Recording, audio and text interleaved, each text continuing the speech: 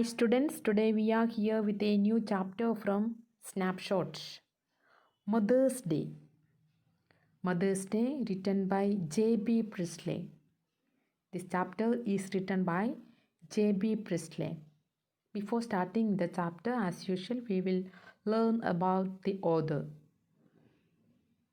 John Boyton Priestley was an English novelist, playwright, screenwriter, broadcaster, and social commentator.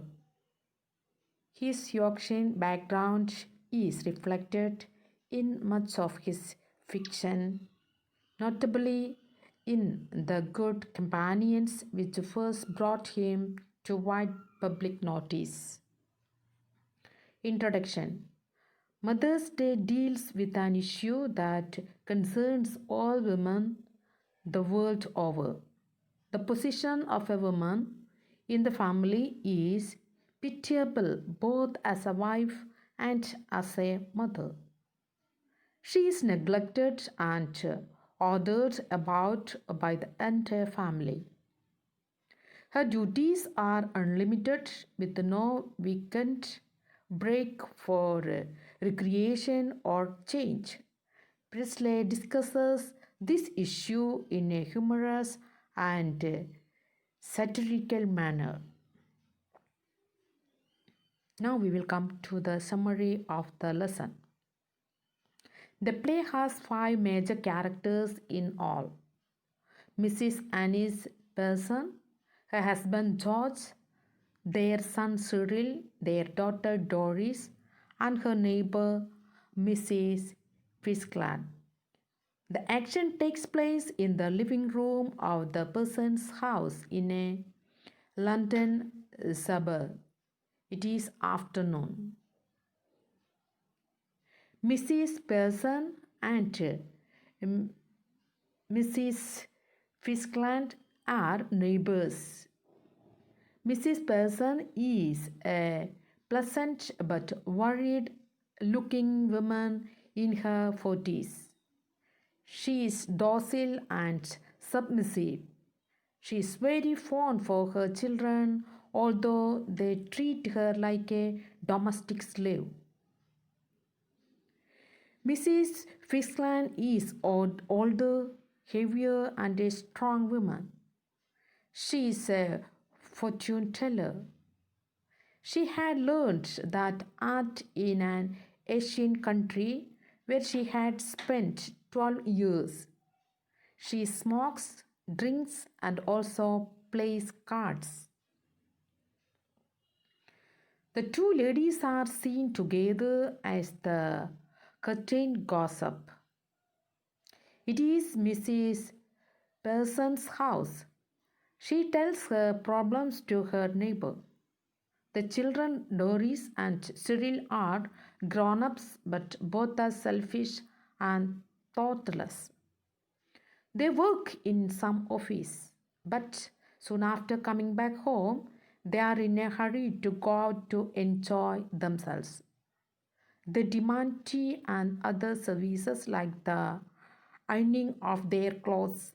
The weak, doubting mother feels hurt but dares not have her say. Even her husband George doesn't think of her considerately. Mrs. Fitzgerald is a domineering woman who knows how to live life on her own terms. She advises Mrs. Pearson also to be strong and become the boss of her family. She must not run after them or take orders from them. Such a service will only ruin them. Husbands, sons, daughters should be taking notice of their wives and mothers and not treating them like dirt. But Mrs. Pearson hates unpleasantness. She is too weak to take a decisive, strong step. She agrees with her neighbor, but she can't promise to have it out with her family. Mrs. Fiskland offers to set the entire family right and put them in their places. She has a plan to change places or personalities with Mrs. Pearson. She takes her hands and mutters a magical spell. Both go lax for a while. Then they come to life with the changed personalities. Now, Mrs. Person is bold and dominating, and Mrs. Fitzgerald is nervous. She notices that her body has changed and she gives a scream. Mrs. Pearson, with her neighbor's personality, is ready to deal with her family. The real Mrs. Pearson, however, is assured that they should change hack easily. Mrs. Pearson, in her new incarnation, smokes in cigarette and lays out the cards for a game on the table. Doris, a pretty girl in her 20s, bursts into a room. She says, spoiled child. She demands two things from her mother: the ironing of her yellow silk and a cup of tea.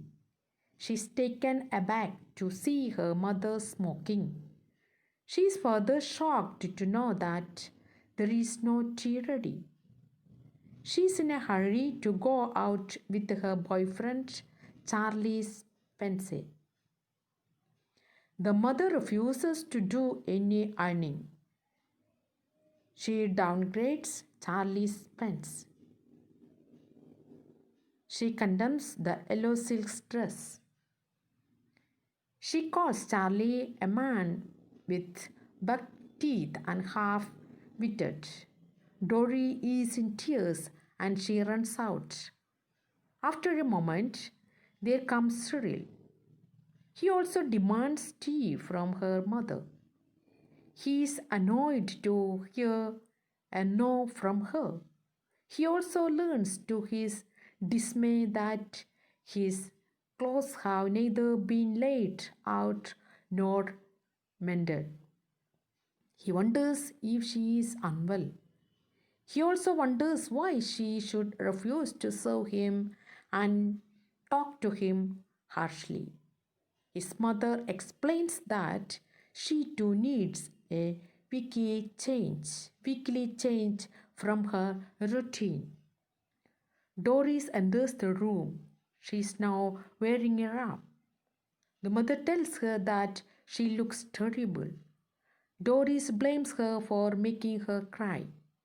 The mother then expresses her desire to drink stout. The brother and the sister start talking in whispers. Doris tells Cyril that mother had been smoking and playing cards. She's altogether changed. Perhaps she has hit her head and became vermin. Both wait for their father eagerly. The mother chits them for their silly and loud laughing. The children are cheerful again. They wish to know why the mother is so harsh with them. She replies that she too won't work for more than 8 hours a day. She is rendering a thankless service. She has decided to go to Clandrum for a meal. She too needs a change, and she thinks she is old enough to look after herself. She is offended when Doris inquires if she had hit herself with something. She wants them to behave properly. George Person returns home. He is about 50, heavy and pompous. He noticed tears in Doris' eyes. He first wants to know why Doris is sobbing. When his eyes bulge to see his wife sipping stout, he disapproves of drinking at that hour of the day. He declares that he wouldn't want any tea because he is going to the club to watch a snooker match and have supper. But he wonders why there isn't any tea ready. And he hits back hard. She challenges him to dictate terms at the club where they laugh at him. They also call him Pompey, Pompey person for being slow and pompous. He changes him with neglecting her. Cyril confirms that the club members call his father Pompey Pompey person. George is so shocked that he leaves the room. Cyril points out to his mother that she shouldn't have hurt father's feeling, but she argues that it does people good to have their feelings hurt something. She suggests that George should not go to the club so often where he is made fun of. There is a sharp knocking on the door. Cyril opens the door and reports that their silly old neighbor has come. Mrs. Pearson rebukes him for calling Mrs. Fitzgerald names. Mrs. Pearson welcomes her neighbor warmly. The neighbor who has undergone a personality change is, in fact, Mrs. Pearson herself. She is curious to know how things are going on in her house. When Cyril complains and shouts, the mother warns him sternly to keep quiet. She also tells her neighbor to let her manage her family in her own way. She reports that she is just putting George and two children in their places. The rough treatment will do all of them a lot of good. George enters the room. He is surprised to see the visitor. The neighbor addresses him by his first name, George. He takes offense, but Annie sees nothing objectionable in it. He complains that there is no tea for him, that he is told how the club members ridicule him, and that Dory is crying upstairs, and finally, Mrs. Fixland is addressing him as George. He asks his neighbor to let them be. His wife takes him to task for his bad manners. She tells him to go to his club. He shouts and calls her Bammy, but Mrs. Pearson threatens to slap his big fat silly face. George looks at the two ladies in bewilderment. He wonders why the neighbor is addressing his wife as Mrs. Fixland. He remarks that his wife is a little drunk. He is put out and speechless. Doris enters the room slowly. The neighbor asks her about her plan to go out with Charlie that night. She is offended. She asks angrily why Mrs. Fixland is taking interest in her personal life. Anyway, she has cancelled the outing because her mother has made her feel miserable. Mrs. Fixland tells George as well as the children to leave the room and let her have a private little talk with Mrs. Pearson. She assures that the outcome of the talks would please them all. The neighbor now insists on changing back. She decides that the members of her family should not be treated so harshly anymore. Mrs. Pearson agrees to that. She mutters the same old spell, and both become their proper personalities. Mrs.